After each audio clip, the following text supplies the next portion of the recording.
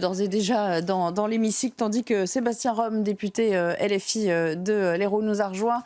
On entendait une de vos consoeurs, hein, de vos collègues dans l'hémicycle, et la réponse quand même assez, peut-être, je ne sais pas, à côté de la plaque, selon vous, de Marc Fesneau, qui dit à l'adresse d'LFI, prenez vos responsabilités. Mais c'est quoi vos responsabilités là en la matière ? Je ne sais pas, hein, mais je crois que ça fait plusieurs années que Macron est au gouvernement. Donc on a une réponse assez hypocrite finalement, avec des éléments de langage qui consistent à faire croire qu'on aurait pris des décisions ces dernières années. Mais si la loi Egalim 1 n'a pas fonctionné, si la loi Egalim 2 n'a pas fonctionné, si la loi Egalim 3 est attendue et est déjà vide, en fait, c'est la responsabilité du gouvernement.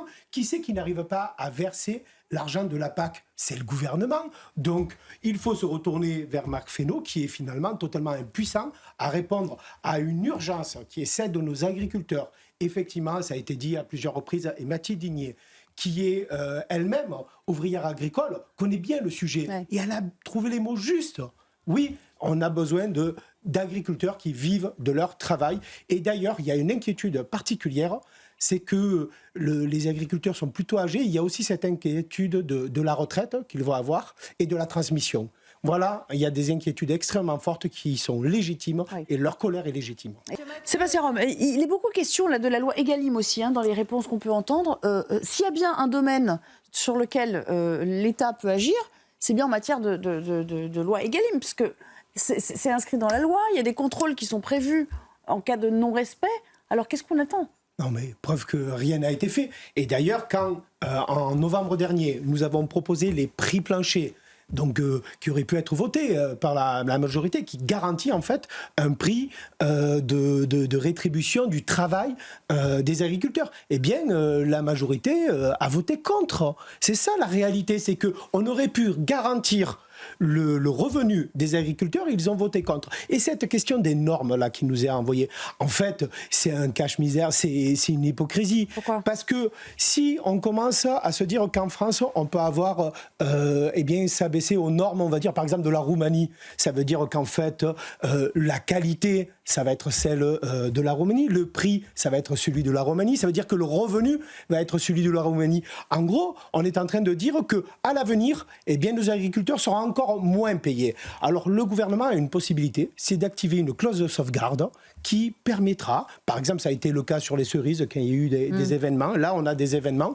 on peut activer une clause de sauvegarde pour faire en sorte de garantir pendant un temps les revenus et avoir mis en place les lois nécessaires et les dispositifs nécessaires pour soutenir nos agriculteurs. Ça de l'Union européenne, si aujourd'hui la France exporte plus, c'est grâce à sa viticulture. C'est la viticulture qui tire l'agriculture française. Absolument. Et donc, déjà, vous n'êtes pas d'accord sur les tableaux. C'est elle qui permet de faire la plus-value. Et ce qui est très intéressant, c'est quelle viticulture ? Eh bien, c'est la viticulture de qualité. Par exemple, moi, je suis sur un territoire où on a le Pic Saint-Loup, où on a les terrasses du Larzac, où on a le Pic Poul du Pinet, c'est-à-dire des appellations de qualité.